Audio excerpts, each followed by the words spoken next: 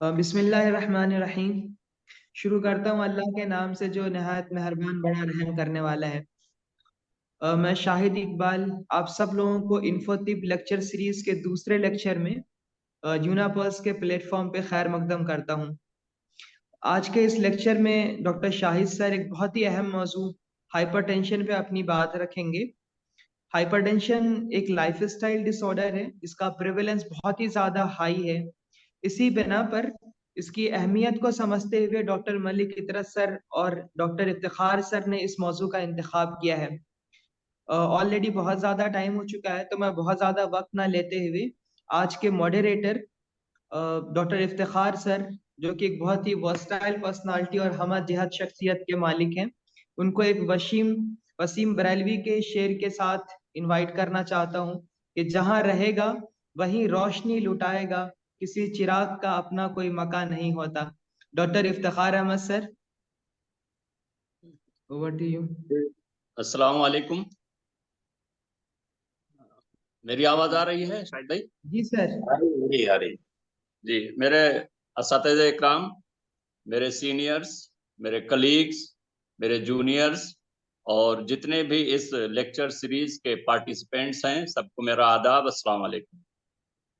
आज इस lecture series का दूसरा लेक्चर है।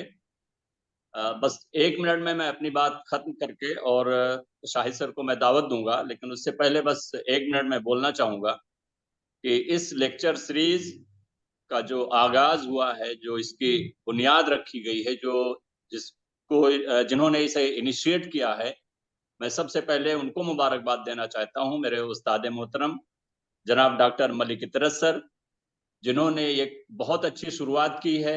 इस प्लेटफॉर्म से जितने भी टीएसटीएन हैं या जो भी पार्टिसिपेंट्स हैं, उनके लिए बहुत ही फायदेमंद ये सीरीज होगा। और इसके साथ साथ जितने भी इसमें इस लेक्चर सीरीज के शुरू करने में जिन लोगों ने भी मदद की है, मैं सबको पहले मुबारकबाद दूंगा। कोई भी जब चीज की शुरुआत होती है तो शुरू में बहुत दिक्कतें आती हैं, बड़ी परेशानियां आती हैं, और जब वो एक शुरुआत होती है उसकी, तो उसके लिए एक प्लेटफॉर्म बहुत जरूरी होता है। तो यहाँ पर इन्फोटिप जो एक प्लेटफॉर्म मुहैया कराया गया है, मेरे सीनियर जनाब डॉक्टर शाहिद इकबाल साहब, मैं उनको इसके लिए मुबारकबाद पेश करता हूं और उनका शुक्रिया अदा करता हूं कि आप इसमें बहुत अहम रोल अदा कर रहे हैं, जिससे लोगों को फायदा होगा। इसकी जो शुरुआत हुई थी, पहला जो लेक्चर हुआ था जनाब डॉक्टर अकमल साहब का, बहुत ही अच्छा लेक्चर था। उन्होंने केस स्टडी, जितने भी यूनानी सिस्टम से उन्होंने, जो यूनानी मेडिसिन से ट्रीटमेंट किया था, वो बहुत अच्छे से उन्होंने एक्सप्लेन किया और दिखाया। वहां से मुझे ऐसा लगता है कि बहुत सारे लोगों का रुझान यूनानी की तरफ बढ़ेगा। नहीं तो ऐसा होता है कि जो यूनानी बीएमएस कर लेते हैं या एमडी कर लेते हैं, उसके बाद उनको अपने फ्यूचर में क्या करना है यही समझ में नहीं आता। और बहुत सारे लोग ऐसे होते हैं जो बहुत कम सैलरी पर जाके कहीं ना कहीं नौकरी करते हैं।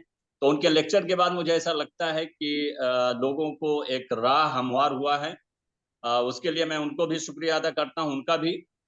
और अब आज के जो मौजू है, जैसा कि जनाब डॉक्टर शाहिद इकबाल साहब जो हमारे सीनियर हैं, जिन्होंने बताया, हाइपरटेंशन के ऊपर आज का जो लेक्चर है, और वो शख्सियत जो आज लेक्चर लेने वाले हैं जनाब डॉक्टर मोहम्मद शाहिद खान साहब, इनके बारे में बस 30 सेकंड के अंदर मैं बताऊंगा कि ये यूजी 1994 में बुरहानपुर तिब्बत कॉलेज से इन्होंने किया है, और पीजी 2014 में एनआईएम से किया है, और 1998 1998 से ये यूनानी मेडिकल ऑफिसर मध्य प्रदेश में हैं। इनका जहां तक तारुफ है, तो मैं समझता हूं कि इस सीरीज में जितने लोग जुड़े हुए हैं, काफी लोग इनको जानते हैं, चाहे वो एनआईएम से जाने या जो बाद में एनआईएम में गए, वो लोग भी इनके नाम से वाकिफ। और बहुत सारे लोग ऐसे इसमें होंगे जो इनके साथ के होंगे या इनके जूनियर्स होंगे जो इसमें जुड़े हुए होंगे। जब कोई किसी के बारे में कुछ कहा जाए, तो यहाँ पर मैं कहना चाहूंगा कि ये एक ऐसी शख्सियत है जिनको थ्योरी के साथ साथ प्रैक्टिकल पर भी अबूर है। यानी यूनानी सिस्टम में अगर कोई यूनानी से इलाज करने वाला अगर कोई शख्स मैं देखा हूं तो वो शाहिद साहब हैं। मैं बड़े अदब के साथ उनसे गुजारिश करता हूं कि शाहिद सर आप अपना लेक्चर शुरू करें और इसका आगाज करें। अस्सलाम वालेकुम। अस्सलाम वालेकुम।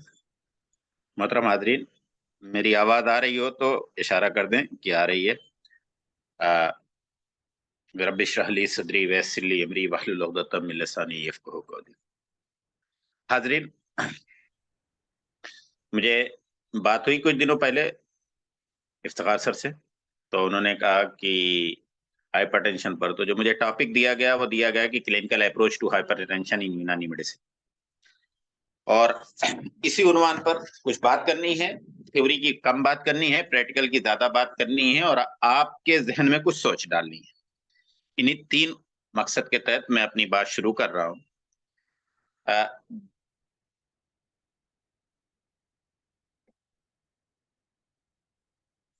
तो हम सब जानते हैं कि अगर आप जांच करते हैं ब्लड प्रेशर की मशीन से या स्पाइगोमेनोमीटर जिसको कहते हैं, और अगर लगातार किसी शख्स का ब्लड प्रेशर आज के दौर में 140 और 90 से सिस्टोलिक 140 और डायस्टोलिक 90 से ज्यादा मिलता है, तो हम ये कहते हैं कि इस शख्स को ब्लड प्रेशर यानी बढ़े हुए की बीमारी है, यानी हाइपरटेंशन है। मेन टॉपिक में थोड़ा सा अगर आप लोग वक्त देंगे तो मुझे बताने में थोड़ी सी आसानी होगी, और वो आसानी है कि यूनानी में कहा जाता है कि हमारे पास 3 कुव्वतें हैं जिनके जरिए पूरी बदन मैनेज होती है। उसमें से कुव्वत तबैया, कुव्वत हैवानी और कुव्वत नफ्सानी।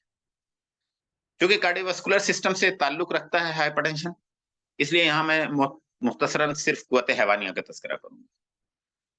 अब ये कुव्वत हैवानिया का तस्करे में यह है कि ये इस कुव्वत के बारे में कहा जाता है कि ये वो कुव्वत है जिससे आज़ा में हयात कायम रहती है और जिसका मरकज कल्ब है। और इसके वजूद की दलील ये भी होती है कि कई बार कुछ अज़ू जो मफलूज हो जाते हैं फिर भी जिंदा रहते हैं, यानी जहाँ कुव्वत नफ्सानिया नहीं पहुंचती है वहां उसके बावजूद भी मफलूज अज़ू जरूर हो जाता है, लेकिन जिंदा रहता है। कुव्वत हैवानिया की फिर 2 किस्म बताई जाती है, और ये जरा गौर करिएगा, आप सब लोगों से मेरी इल्तमास है कि इस पॉइंट पर गौर करिएगा कि हमारे पास जो कुव्वत हैवानिया की 2 कुव्वत है। एक तो वो है जो फायला है, वो कल्ब और शराइन में इनक़िबाज़ और इनबिसात पैदा करती है। यूं कह लें कि सिस्टोल और डायस्टोल का अमल इसी के जरिए होता है और इसकी जांच भी नब्ज के जरिए की जाती है। लेकिन जो इसकी कुव्वत मुनफैला है, जिससे इनफैलात नफ्सानिया पैदा होते हैं, जैसे गम, गुस्सा, रंज और खुशी, खौफ रास वगैरह। नीचे ये कुछ फोटो मैंने दिए हैं कि आज के जमाने में ब्लड प्रेशर और जांच के क्या क्या तरीके होते हैं, और रेस्पिरेशन के लिए रेट देखा जाता है और पल्स देखी जाती है, टेम्परेचर और ब्लड प्रेशर, ये तमाम चीजें वाली बात की बात। यूनानी फिर ये कहती है कि कुछ हमारे मौती अज़ू होते हैं और कुछ काबिल अज़ू होते हैं। तो जैसे हेपेटोरेनल लफ्ज इस्तेमाल किया जाता है, यानी लीवर मौती है और गुर्दा काबिल अज़ू है। लेकिन गुर्दा सिर्फ काबिल अज़ू इसके लिए नहीं बल्कि कार्डियोवास्कुलर का भी काबिल अज़ू है। कई बार तो कहा जाता है कि नर्वस सिस्टम का भी काबिल अज़ू है। तो किडनी एक्चुअली उसका खुद का कोई जो है मौती कम है और काबिल अज़ू ज्यादा है। इसीलिए आज के दौर में एक नई बीमारियों का नाम दिखा गया कि हेपेटोरेनल सिंड्रोम। इसी तरीके से हमने सुना है भाई कार पल्मोनेल, पल्मोन कार नहीं कहा गया, रीनो हिपेटा नहीं कहा गया, कार पल्मोनेल यानी मौती अज़ू जो है हार्ट है और काबिल अज़ू लंग है। इसके अलावा एक बीमारी का तस्करा मिलता है कार्डियक न्यूरोसिस।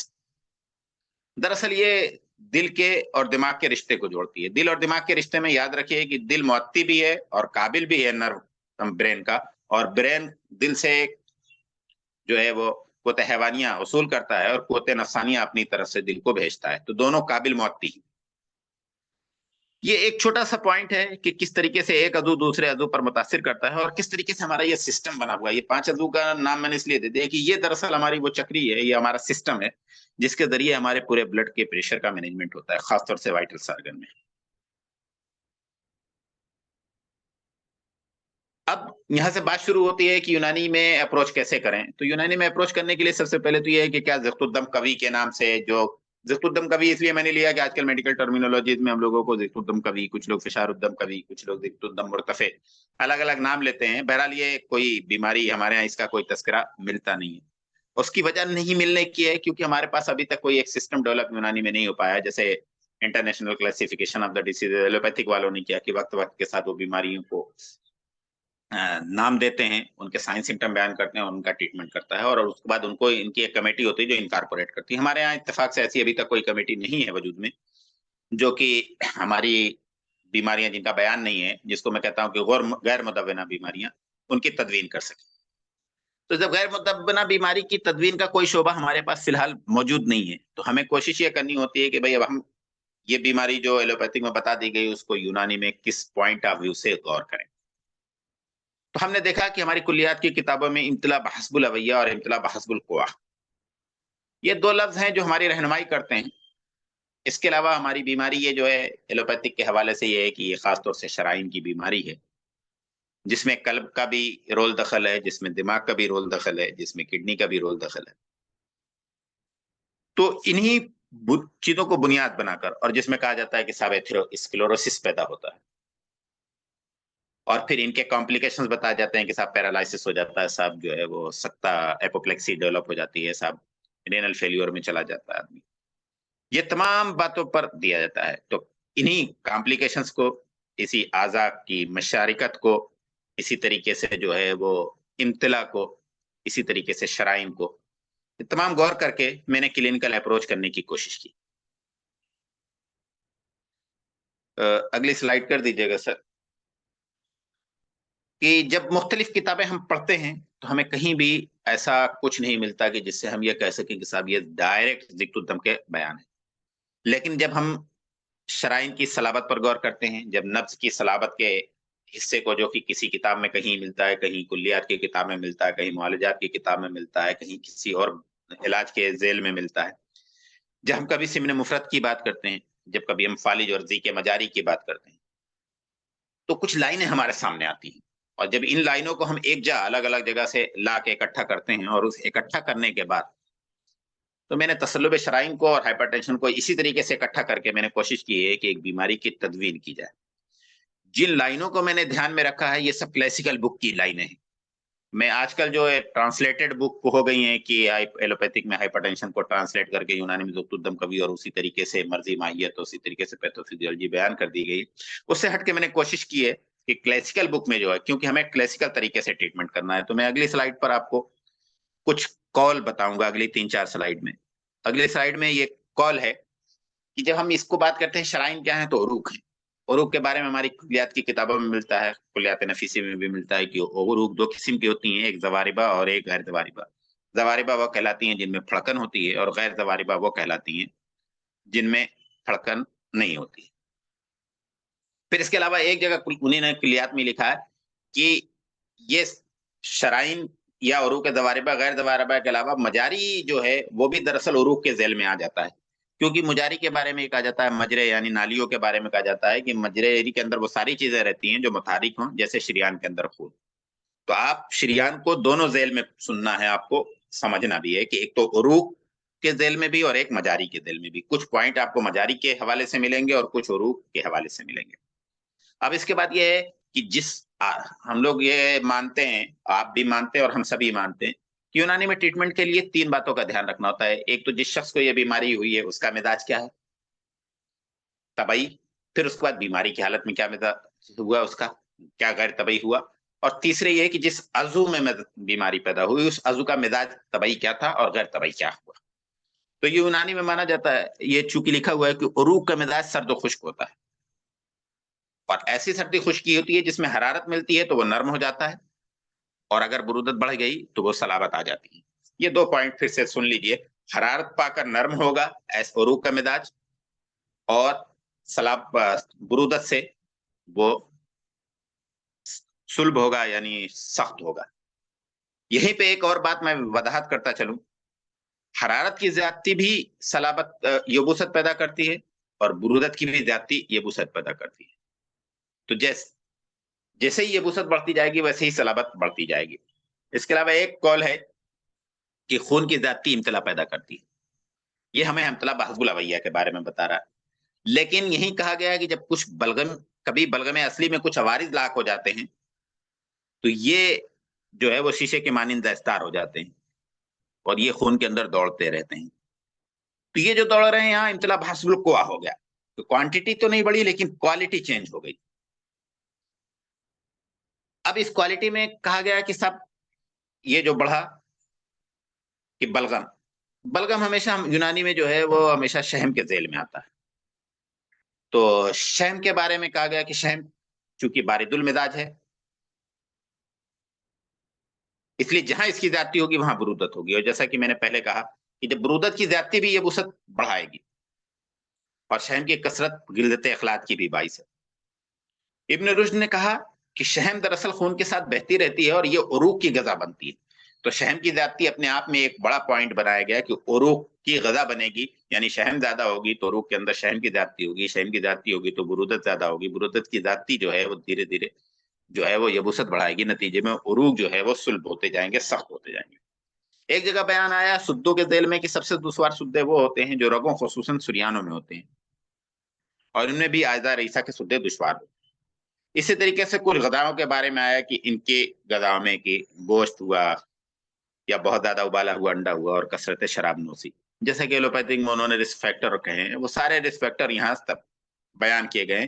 कहा गया कि ये सुद्दे का सबब पैदा होंगे और इनके नतीजे में फालिज और सख्ते जैसी बीमारियां पैदा होंगी। एक जगह कहा गया कि नब्ज में सख्ती यबूसत की वजह से पैदा होती है, और जब यबूसत पैदा हो जाती है तो ये फिर दबाव और फैलाव को बआसानी कबूल करने की सलाहियत बातिल कर देती है। अब ये बात दबाव और फैलाव को बआसानी, तो इसको आप मुंतबिक कीजिए जो शुरू में बात कही थी मैंने कि कंप्लायंस ऑफ द आर्टरी।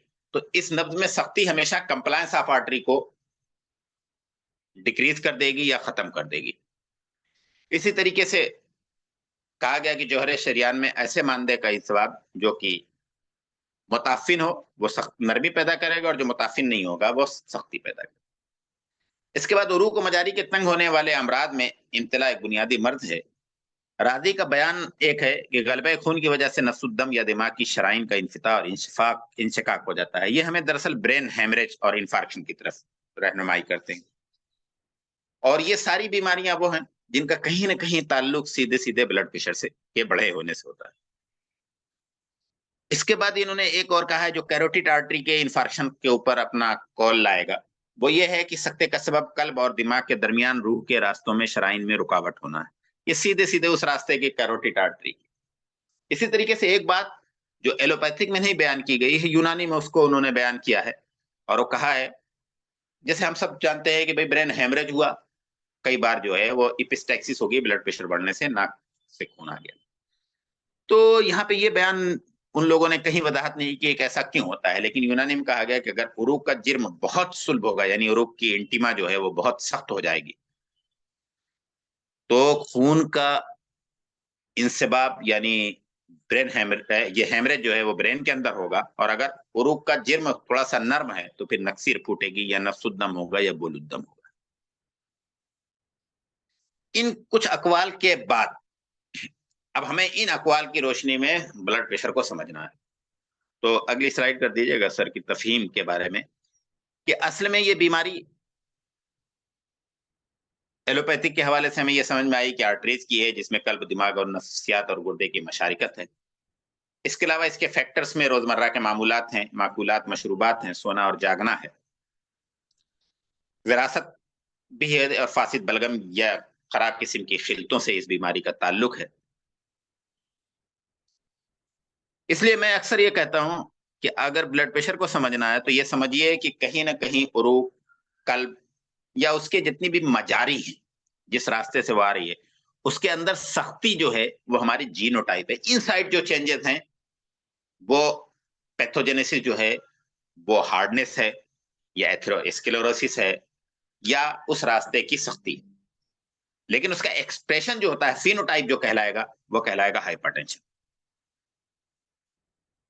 इस बात को जब हमने पॉइंट आउट कर लिया तो फिर जब हमने प्रैक्टिस में कोशिश की कि भाई प्रैक्टिस में किस तरीके से क्या उसूल करे जाए, तो हमने देखा कि ये जो इम्तिला आया, ये इम्तिला दम का भी हो सकता है जिसको हमने बहसबुल आगैया कहा।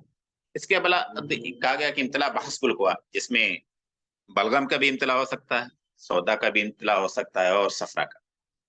आमतौर पर यह माना जाता है कि सफरा का इम्तिला जब ज्यादा होगा, तो इब्न रुश्द ने कहा है कि सफरा की ज्यादती अगर उरूक के अंदर हो गई है तो वो नज़्फुद्दम पैदा करती है। तो ब्रेन हेमरेज वगैरह तभी मुमकिन है जबकि फासिद किस्म का सफरा भी इस इम्तिला में शामिल हो जाए।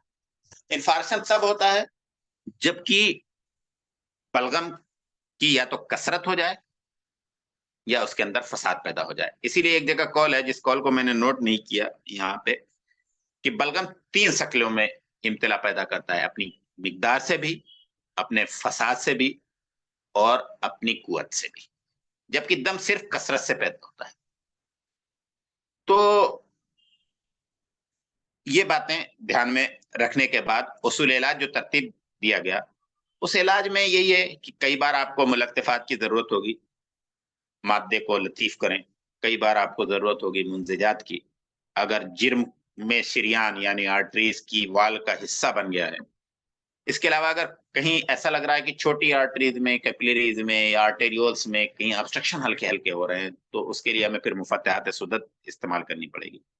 और अगर ऐसा लगता है कि लोकल कंजेशन बढ़ने से, ब्लड प्रेशर बढ़ने से हमारा जो है वहां वर्म पैदा हो गया है, तो मुहल्लात और अदविया का इस्तेमाल करना पड़ेगा और इसी तरीके के तदाबीर इस्तेमाल करनी पड़ेंगी।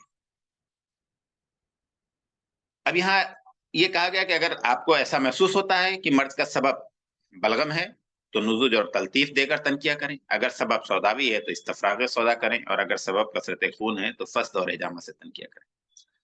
ये तो किताबों में लिखा हुआ था, क्लासिकल बुक्स में, लेकिन मैंने इसमें ये जोड़ा है कि कसरत खून हो या इम्तिला बहस्बुल अवैया हो या इम्तिला बहस्बुल कवा, दोनों सूरत में फस्द और हिजामा कहीं ना कहीं हमें इस मुनासिबत से गौर करना पड़ेगा। अब इसके बाद आती है बात कि जो फैक्टर्स आए थे जो कि हमारे ब्लड प्रेशर बढ़ाने के लिए, तो वो हमारे यहाँ यूनानी में असबाब सित्ता जरूरिया एक ऐसा गोल्ड पैरामीटर है कि जिसकी रोशनी में पूरी जिंदगी की वाकई 6 एसेंशियल हैं अगर हम समझें। आज दुनिया की जितनी भी बीमारियां हैं उनको घुमा फिरा के अगर आप रखेंगे तो इन्हीं जगह पे। लेकिन यहाँ मैं थोड़ा सा पुरानी किताबों से हटके कुछ नए, हटके नहीं बल्कि पुरानी किताबों के साथ कुछ ऐड ऑन वक्त के साथ करना चाहता हूँ कि जब हम हवा की बात करते हैं, हम सिर्फ हवा की बात मौसम के एतबार से ना करें, बल्कि हवा की बात कूलर के एतबार से भी करें, हवा के बात जो है एसी के एतबार से भी करें, फज़ाई आलूदगी में जो पोल्यूटेंट्स हैं उनके साथ बात करें। इसी तरीके से जब हम पानी की बात करें, हम उसमें कोक की भी बात करें, हम उसमें डब्बा जो है वो अल्कोहल की भी बात करें, हम उसमें जो है वो आरओ के पानी की भी बात करें, हम उसमें सिर्फ चश्मों के पानी, बहते हुए पानी की बात ना करें बल्कि ठहरे हुए पानी की भी बात करें। तो ये कहा गया है कि जरूरत से ज्यादा गर्म और सर्द हवा दोनों हमारे ब्लड के प्रेशर में नुकसानदेह। इसी तरीके से जो सिगरेट पीने की आदत पड़ गई है लोगों की, ये भी दरअसल हमारे बाहर की हवा करे ना करे, हमारे दिल तक पहुंचने वाली हवाएं नसीम जरूर इससे बुरी तरह मुतासिर होती है, और जब वो रगों में दौड़ती है, और एलोपैथिक में तो कहा गया है कि एपिनेफ्रिन और नॉरएपिनेफ्रिन को एक्सक्रीशन बढ़ा देती है, नतीजे में ब्लड प्रेशर बढ़ जाता है। इसी तरीके से आजकल जब हम गदाओं की बात करें तो गदाओं में गोश्त, सब्जी, इनसे हटके हमें ये भी तो देखना है कि प्रोसेस फूड, प्रिजर्व फूड, ये चीजें हम इस्तेमाल ना करें। इसी तरीके से गोश्त में खासतौर से रेड मीट की बात ना करें, माफी चाहता है।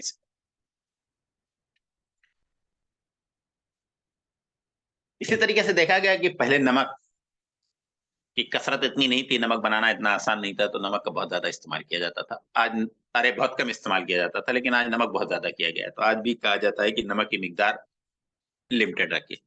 यहाँ मैं लिमिटेड के साथ साथ एक और बात कहूँ कि आयोडाइज साल्ट में बहुत सी स्टडीज आई है कि आयोडाइज साल्ट किस तरीके से हमारे हार्मोन को भी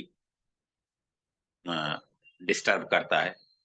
खासतौर से आयोडीन जब थायराइड ग्लैंड तक जाती है तो थायराइड ही उसको पचाती है, और एक्सेस आयोडीन कहीं ना कहीं उसके फंक्शन। इसी तरीके से उसके अंदर सोडियम एल्यूमिनो सिलिकेट होता है जो कि उसको भुरभुरा बनाने के लिए किया जाता है, तो उसकी सोडियम और उसके transportation to the of calcium to the bone, ये भी एक मुतासिर होती है। तो ये बात भी ध्यान रखने की है।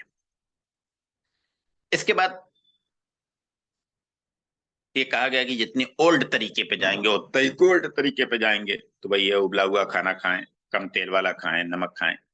ये बातों के बाद एक और बात होती है कि आज हमारी लाइफ स्टाइल में एक और चीज आ गई है, वो ये हो गई है कि हमारी बदन की हरकत कम हो गई है और हमारे दिमाग की हरकत ज्यादा हो गई है। ठीक इसका उलट कर लें कि बदन की हरकत जो है वो बढ़ा दें और दिमाग की हरकत को कम कर दें। ऐसी हरकत जो कि हमें परेशान करती है। अब इसके लिए यही है कि डाइल्यूट करें, डाइवर्ट करें, अच्छे माहौल में रहें, थोड़ी देर चहलकदमी करें, तो कम से कम हफ्ते में 40-50 मिनट रोजाना 4-5 दिन तक वॉकिंग ही कर लें। और एक लफ्ज इस्तेमाल होता है आजकल एपीआई बुक में, अगर आप देखेंगे तो उसमें लिखा है ट्रांसीडेंटल मेडिटेशन। इसको आप यूं कह लीजिए कि स्पिरिचुअल मेडिटेशन। इसको ये कह लीजिए कि जो जिस मजहब से वाबस्ता है वहां पे वो अध्यात्म में जाए, वहां से उसको दिमाग को सुकून देती है। और ये साइकोजेनिक स्ट्रेस की वजह से पैदा होने वाले तमाम ब्लड प्रेशर में बहुत फायदेमंद है। कोई चाहे तो वो ट्रांसीडेंटल मेडिटेशन की तफसील जो है एपीआई से पढ़ सकते हैं। अब यहाँ आते हैं कि ये तमाम उसूल इलाज और इलाज के बाद हमें इलाज में करना क्या है। तो हमें इलाज में जो करना है वो ये करना है कि हम यूनानी को यूनानी के उसूल पर इलाज करेंगे। यहाँ आती है किसी भी तबीब की हज़ाकत, जो किसी के जरिए किसी लेक्चर से पैदा नहीं की जा सकती जब तक कि वो गौर व फिक्र ना करे। जैसे कुछ लोग होते हैं उनका बदन बड़ा थुलथुला होता है, मोटा होता है, लेकिन ब्लड प्रेशर नहीं बढ़ता। कुछ लोग ऐसे होते हैं जो बहुत दुबले पतले होते हैं लेकिन उनका ब्लड प्रेशर बढ़ा हुआ होता है। तो सिर्फ हम बॉडी शेप देखकर, बॉडी की साइज देखकर ये कह दें। अब जैसे कहा जाता है कि हेरिडिटी, तो मुझे लगता है कि हम में से जो भी 50-60 साल वाले होंगे उनके वालिदैन में से किसी को ही शायद ब्लड प्रेशर कभी रहा हो। तो ये विरासत, डायरेक्ट इन्वॉल्वमेंट देखा जरूर जाता है, चूंकि डाटा है, मैं इनकार नहीं कर सकता, लेकिन कोई बहुत ज्यादा इन्वॉल्वमेंट इसका है नहीं। और जिस तरीके से इस वक्त यंग एज में ब्लड प्रेशर आ गया है, 25 में, 30 में, 32 में, 35 में, 40 में, और खासतौर से कोरोना के बाद, उसने हमें जरूर ये ध्यान में डाला है कि हमारे अंदर क्या क्या होता है। तो अब उस पे जैसे उस सवालों का जवाब जब मैंने ढूंढा तो एक जवाब यही मिलता है कि अभी 8-10-15 दिन पहले टाइम्स ऑफ इंडिया की एक रिपोर्ट है कि साहब वो 1 लीटर की बोतल के पानी पीने से हमारी बदन में 2,40,000 nano particles of the plastics जाते हैं। प्लास्टिक डायरेक्ट जो है वो सख्त चीज होती है और वो जहां जाती है खून के साथ बहते हैं, खून के साथ बहते हैं, तो जब वो गदा बनते हैं तो कहीं ना कहीं उरूक की भी गदा बनते हैं। तो मेजर आर्टरीज तो अपने फैलाव और को थोड़ा सा मेंटेन भी कर लेती हैं जब, लेकिन आर्टेरियोल्स पर जब बात आती है, जो छोटी आर्टरीज होती हैं, शरीयान, उन पर आती है, तो ये टोटल पेरिफेरल रेजिस्टेंस बढ़ाती है। इसीलिए हम लोगों ने गौर किया होगा कि इस वक्त सिस्टोलिक ब्लड प्रेशर मैनेज हो जाता है लेकिन डायस्टोलिक मैनेज नहीं होता है। अब मैंने यहाँ कैटेगराइज किया है कि तलाश कीजिए, जैसे सब दवाएं नाम सबको पता है, लेकिन दवाओं के इस्तेमाल के तरीके कैसे करने हैं। तो दवाओं के इस्तेमाल में अगर आप असरोल और असरोल के मुरक्कबात, खसखास और खसखास के मुरक्कबात का इस्तेमाल उस ब्लड प्रेशर में करेंगे जिसपे साइकोजेनिक आपको लग रहा है कि ये साइकोलॉजिकल स्ट्रेस की वजह से या मेंटल स्ट्रेस की वजह से, या जहां कुव्वत नफसानिया जो है वो सबब बन रही है, और जिसकी अलामात के तौर पर कहीं ना कहीं मरीज अपनी तमाम तकलीफों के साथ ये जरूर बताएगा कि उसको बेचैनी बहुत रहती है, उसकी नींद डिस्टर्ब रहती है। अगर ऐसी कोई चीज हो या उसे खफकान की शिकायत हो जाती है, तो इस तमाम फैक्टर्स में आपको कुर्स दवा शिफा या असरोल के मुरक्कबात, इसी तरीके से खसखास के मुरक्कबात, इसी तरीके से काहू के मुरक्कबात, ये इस्तेमाल करेंगे। और दवाओं के साथ जो भी आपको बुनियादी ट्रीटमेंट चल रहा है तो उसके साथ, तो इंशाअल्लाह अजीज बेहतर रिस्पांस मिलेगा। लेकिन एक शख्स जो कि बहुत मोटा है, तगड़ा है, और आपने कोलेस्ट्रॉल की जांच कराई तो साहब ट्राइग्लिसराइड भी, लिपिड की जांच कराई तो ट्राइग्लिसराइड भी 350-400 है, खूब खा रहा है, खूब बड़ा सा उसका पेट हो गया है, एब्डोमेन पूरी डिस्टेंडेड है, आराम की जिंदगी गुजार रहा है। और ऐसा मरीज जो कि अक्सर गया साहब जहां दिल वहीं तो बैठ जाते हैं, सो जाते हैं, खर्राटे आने लग जाते हैं, स्लीप एपनिया जैसी तकलीफ पैदा हो जाती है। ऐसे तमाम वालों उसमें ब्लड प्रेशर की जो भी दवाएं चलाते हैं उसके साथ माजून सीर अलवी खानी, मैं मुरक्कबात का नाम इसलिए बता रहा हूं कि आजकल मुफरदात पर लोग कम मेहनत करते हैं, तो माजून सीर अलवी खानी, इसके इस्तेमाल के बाद मेरे, और ये मैं बाकायदा क्लेम कर सकता हूँ कि 10 से 15 मरीज मेरे पास नाम के साथ मौजूद हैं, वैसे तो बहुत लोग हैं, कि जिन्होंने अपनी जिंदगी में माजून नसीर अलवी खानी मेरे कहने पर इस्तेमाल किया, और वो 3-3, 4-4 ब्लड प्रेशर की दवाएं खाने के बावजूद भी उनको कभी भी ये नहीं हुआ था कि उनका बीपी 160-100 से कम आया। वो मैनेज करते रहते थे, डॉक्टर्स के पास जाते थे तो कभी कोई एल्मिसार्टन को टेल्मिसार्टन कर देता था, प्रोप्रानालॉल भी जोड़ देता था और डायूरेटिक भी जोड़ देता था, और वो लोग कहते थे साहब आप तो रेजिस्टेंट हाइपरटेंशन के या एसेंशियल हाइपरटेंशन के शिकार हो गए। ऐसे तमाम लोगों में माजून नसीर अलवी खान को इस्तेमाल किया, लेकिन मैंने वहां कैटेगराइज जरूर किया, कैटेगराइज यही किया, और कैटेगरी की मैंने 3 ही बार सवाल पूछे। क्या आप बहुत आसानी से सो जाते हैं, बहुत शांत दिमाग के होते हैं, क्या खूब खूब खाते हैं, खाने की खूब ख्वाहिश होती है, तेल मसाले वाली चीजें भी खूब खाते हैं, क्या आपका पेट बड़ा होता है, और क्या 4 कदम चलने पर भी आपको ऐसा लगता है कि आपको सांस लेने में तंगी होती है। तो ऐसे तमाम लोगों में मैंने माजून नसीर अलवी खान, अरके बेद मुश्किल। कुछ लोग बहुत पतले दुबले होते हैं और उन्हें कोई परेशानी नहीं होती इस तरीके की, और ऐसा लगता है कि अब उनकी जिंदगी में कुछ नहीं है, लेकिन जब उनसे हिस्ट्री ली जाती है तो कहीं ना कहीं वो अपने बारे में ये जरूर कहते हैं कि पानी कम पीते हैं, या पानी पीने के बावजूद भी एब्डोमेन के पिछले हिस्से में हमें भारीपन रहता है, पेशाब अक्सर और बेशतर जो है वो ठीक होता है, लेकिन मिकदार भले ज्यादा ना हो लेकिन उसमें पीलापन लिए हुए रहता है, या कोई ऐसी अलामत बताते हैं कि साहब उनका रीनल फंक्शन जो है वो पहले से मुतासिर है। ऐसे लोगों की बिल्ट जो है आमतौर पर पतले दुबले होते हैं, आंखें धसी हुई होती हैं, और चिड़चिड़े बेचैन तो नहीं होते हैं, लेकिन मुस्तरिब होते हैं।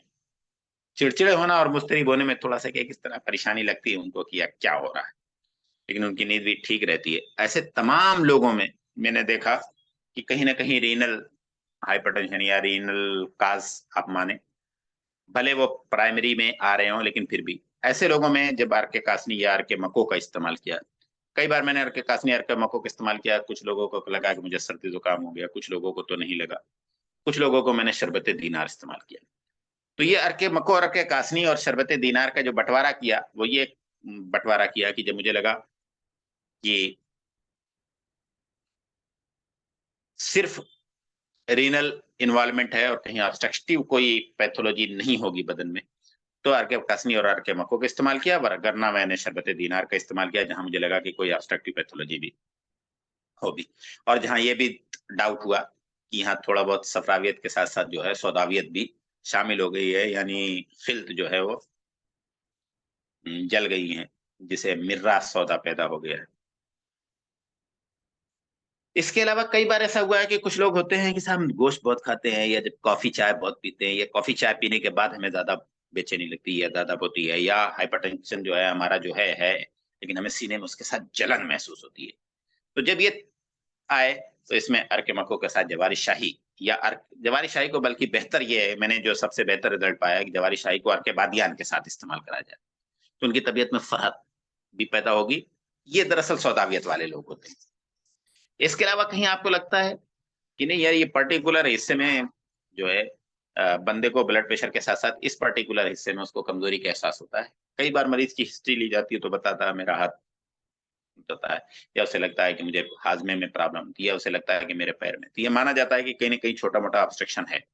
इस ऑब्स्ट्रक्शन को दूर करने के लिए, जो सुद्दे को खोलने के लिए मुफत्ते सुद्दत में सबसे अच्छी हब्बे करंजुआ होती है।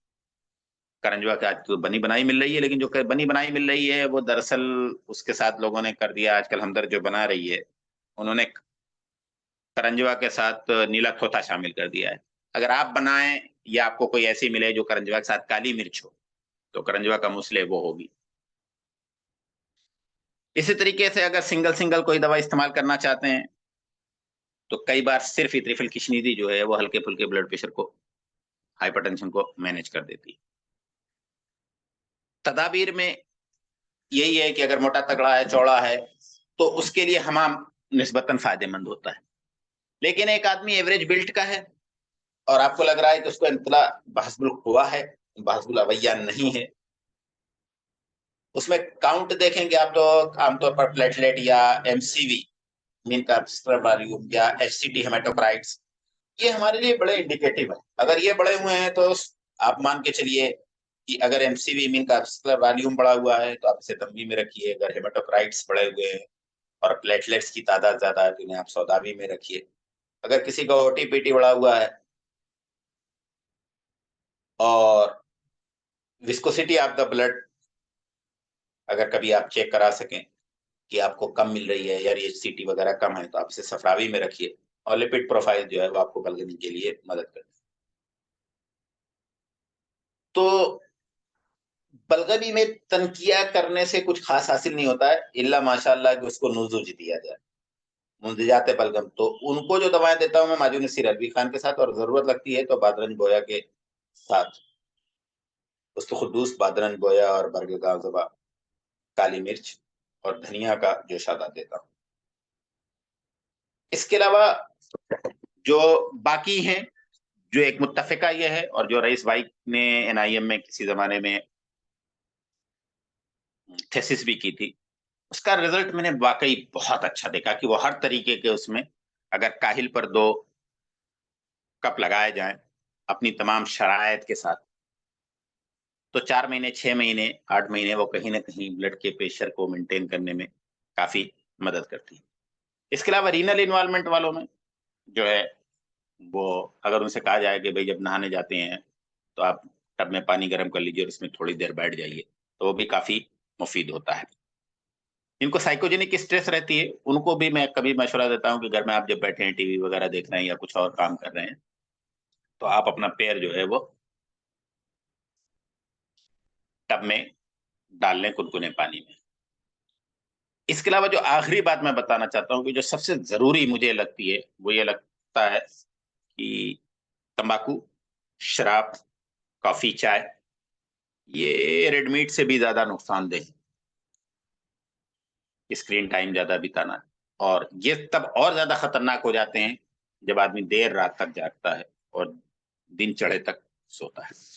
ब्लड प्रेशर के मरीजों को अगर कभी मान जाए वो कि साहब सुबह 5 से 9 में नहीं सोना है क्योंकि इस वक्त ग्लूकोकार्टिकॉइड रिलीज होता है, और रात को 9 से 11 के बीच में जरूर सो जाना है क्योंकि उस वक्त मेलेटोनिन रिलीज होता है जो कि हमारी पूरी डायर्नल वेरिएशंस को और हमारी बायोलॉजिकल वॉच को मेंटेन करता है। तो ये कुल मिला के ये मेरी तरफ से मोटी मोटी बात थी। मैं जब मरीज आता है तो मैं दोहरा दूं कि मेरे ट्रीटमेंट का उसूल वही होता है कि आप क्या ले रहे हो और किस चीज से उसको ज्यादा फायदा होता है। मैं वहां से भी थोड़ी मदद ले लेता हूँ कि अगर वो टेलमिसार्टन ले रहा है या एंजियोटेंसिन कन्वर्टिंग एंजाइम ले रहा है तो मैं उसे अर्क कासनी और अर्क को जरूर जोड़ता हूँ। एस खास तौर से अगर एस ले रहा है तो उसे शरबत दीनार जोड़ता हूँ, और अगर एआरबी ले रहा है यानी एंजियोटेंसिन रेनिन ब्लॉकर ले रहा है तो उसे अर्क और कासनी जोड़ता हूँ। लेकिन जहां मैं देखता हूँ कि प्रोप्रानालॉल ले रहा है तो आप देखेंगे कि प्रोप्रानालॉल दिल की धड़कन बढ़ने में भी इस्तेमाल होता है और प्रोप्रानालॉल घबराहट में भी इस्तेमाल होता है और प्रोप्रानालॉल जो है और दूसरी फैक्टर्स में इस्तेमाल होता है, पोर्टल हाइपरटेंशन में भी इस्तेमाल होता है। ऐसी तमाम जगहों पर जो है, हाँ ये जरूर है कि किसी का फैटी लीवर बहुत तगड़ा है तो ग्रेड 3 में है तो वहां कभी कभी दवाउल कुरकुम कबीर में जोड़ देता।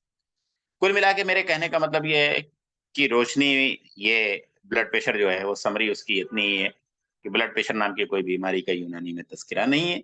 जो कुछ तस्करा है वो अलग अलग किताबों में अलग अलग कॉन्सेप्ट में है, लेकिन जब सबको एकजा किया जाता है तो ये समझ में आता है कि शरीयान की बीमारी है और इस बीमारी के नतीजे में कुव्वत हैवानिया और कुव्वत नफ्सानिया मुतासिर होती हैं, और कल्ब चूंकि सारे अजू का मौती है और दिमाग के लिए मौती भी है और दिमाग के लिए काबिला भी है, और गुर्दे सारी बदन के काबिल अजू हैं, तो जितनी भी बाज़ुल क़ुवा की वजह बनेगी वो सब कहीं ना कहीं हेपेटोरेनल सिंड्रोम बनेगा। तो ये पॉइंट्स हैं जिनको ध्यान में रखना है, और शरीयान में सलाबत बिना पैदा हुए, बिना उसकी रिकॉइलिंग डैमेज हुए ये मुमकिन नहीं है कि ब्लड प्रेशर सिर्फ एक वजह से बढ़ जाए। हाँ ये जरूर है कि फैक्टर और चीजें जैसे एआरबी वगैरह हैं, जैसे साइकोजेनिक। तो कुल मिला के ये बात थी। मैं चाहूंगा कि जो बातें रह गई हैं कहने से, अगर किसी का कोई सवाल होगा तो उस सवाल के जवाब में शायद ज्यादा बेहतर हो। हाँ ये आखिरी बात कह दूं कि एज ए शुरुआत के ब्लड प्रेशर जैसे किसी का डायग्नोस होता है और हल्का फुल्का है, अर्ली डायग्नोसिस है, तो अपनी दवाएं इंडिविजुअल भी फायदा कर देती हैं, यानी इंडिपेंडेंटली हम सिर्फ यूनानी से इलाज कर सकते हैं। लेकिन जैसे जैसे एज बढ़ती है या बीमारियां बढ़ती हैं या यंग एज वालों को होता है तो उसमें मको कासनी के जो बिना जो है इंडिपेंडेंट नहीं कर सकते। और कई बार ये होता है कि एलोपैथिक के लेने के बाद भी उसके जितने कॉम्प्लिकेशंस होते हैं उसमें अगर यूनानी ऐड कर दी जाए तो बहुत अच्छे रिस्पॉन्स आते हैं। और कई बार ये है कि उनका जो है तमाम दवाएं लेने के बाद भी 2 दवा ले रहे हैं तो आप तीसरी एलोपैथिक वाले ने बढ़ाई तो तीसरी बढ़ाने मत दीजिए, बल्कि यूनानी पे कर लीजिए। तो ये as adjuvant, as a independent कुछ जगहों पे, और कुछ जगहों पे एज ए सपोर्टिव हम कर सकते हैं। जज़ाकुमुल्लाह खैरन सुनने के लिए।